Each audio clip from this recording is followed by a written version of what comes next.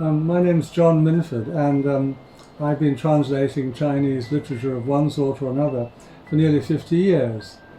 I'm retired now, living in New Zealand.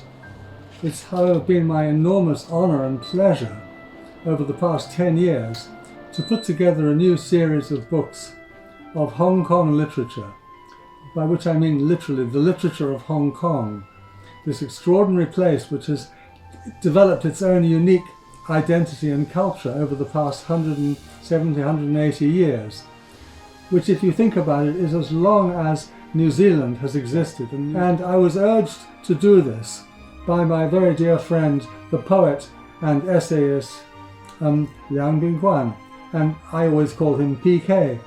And he is really the moving spirit behind this whole project.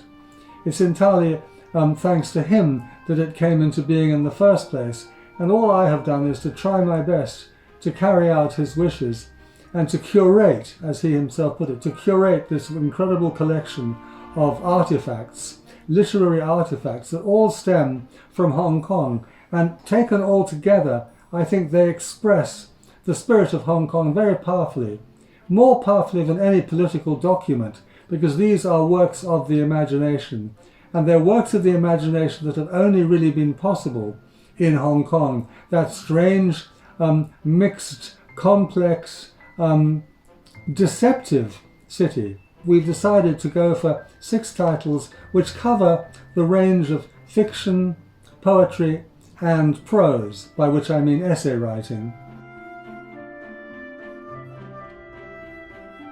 This first book, The Drunkard, the novel by Liu Yichang, is really the landmark work.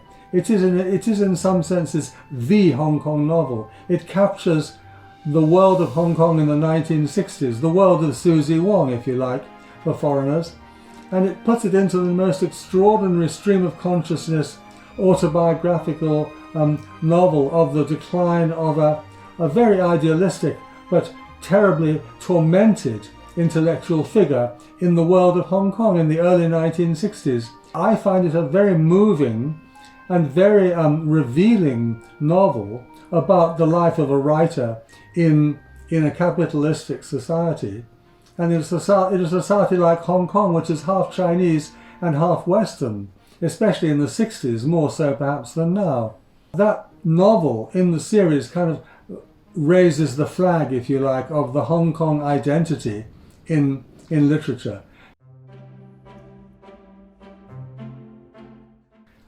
After Liu Yichang, really the next sort of chunk of the series consists of 2 volumes devoted to the work of Liang Bingguan. I think he deserves 2 volumes simply because he's the person who really fought for Chinese literature for many, many years. In fact, until his dying day, he was still hoping great things for Hong Kong as a literary scene. He manages to be both very, very serious, very probing, very intellectually demanding in some of his poetry, and then very light, very everyday, very charming in the great bulk of his poetry. As one of the critics said, it's like sitting in the back of a taxi and hearing someone in the front seat talking to the driver. The other book by Liang Bingguan in this series is a collection of 2 stories, and the first story, Simon and the Dragon, talks about the relationship between a dragon keeper and an actual dragon. And in this story, the dragon is a symbol, if you like, of the creative spirit of the Chinese people. And the whole story is a kind of exploration of what Liang Bingguan himself calls the absurdity of Hong Kong. But I think it's also an exploration of the larger absurdity of the Chinese state. And it's an early story very influenced by Latin American magical realism. The other story, Drowned Souls, is a very late story. Freedom is, in a sense, the theme of both stories, but in Drowned Souls, the freedom, the liberation, is achieved by reciting a very ancient scripture. And in this respect, Liang Bingguan was influenced by traditional Chinese stories of the supernatural, what they call 志怪小说. I think that last story, Drowned Souls, is perhaps one of Liang Bingguan's most profound works.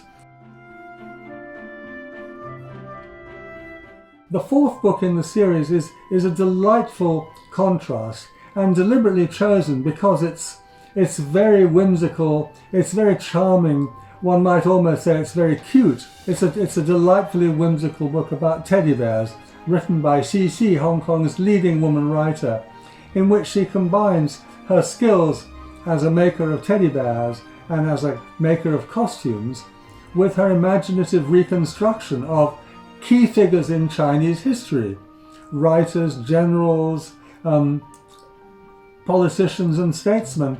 Whimsical book about teddy bears, which is not really about teddy bears at all. It's about Chinese culture, because each of the teddy bears represents a certain famous person. The last two books that I want to talk about, one of them is an extraordinary autobiographical memoir by the distinguished scholar Leo Li and his wife Esther Li, who herself is a very gifted writer and painter. In this memoir, they talk about how they met, they fell in love very late in life, and so it starts off on a very happy note, and then gradually declines until it plunges into the darkness of despair, when Esther chronicles her own suffering from depression and her own 4 attempts to commit suicide, which is harrowing. It's a harrowing part of the book. But what's so extraordinary about it is that because it bears the heart so unreservedly, it also provides courage and hope to the reader.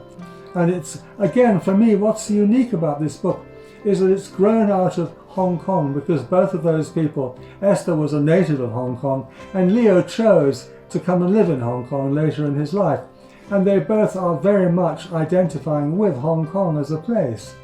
And they managed to bring together all these strong influences from both China and the West, and break the rules in a sense by writing a memoir which is very deeply moving, I find, very sincere, very well written.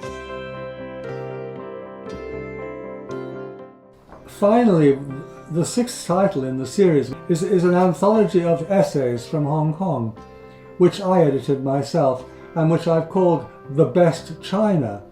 The Best China is an expression used in English in rather old-fashioned circles to describe the very best cups and saucers and plates which you keep for special occasions. But I've kind of redefined it to mean things that represent the best in China, the best in Chinese society, the most wonderful traditions in Chinese literature, for example. Now, in this case, I've called this book The Best China because it is a very wide-ranging anthology of essays from Hong Kong, from more or less the very beginning, from 1840, right up until this year. And what I hope this book shows is the incredible versatility, the incredible variety of the Hong Kong literary figure.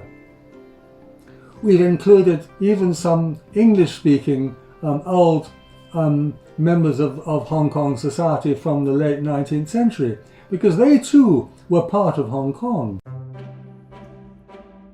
And that's where this project has been so lucky to have been able to attract, not just for this book, for all of them, an incredible range of talented translators, editors, and young scholars from all over the world, from the United States of America, Canada, Australia, New Zealand, and of course from Hong Kong.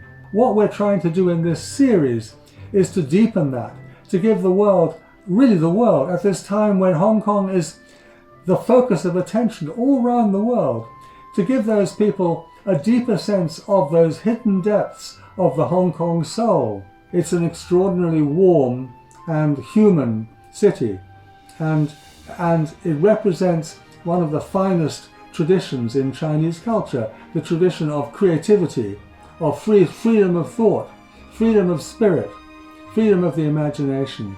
These are what are the characteristics of Hong Kong literature.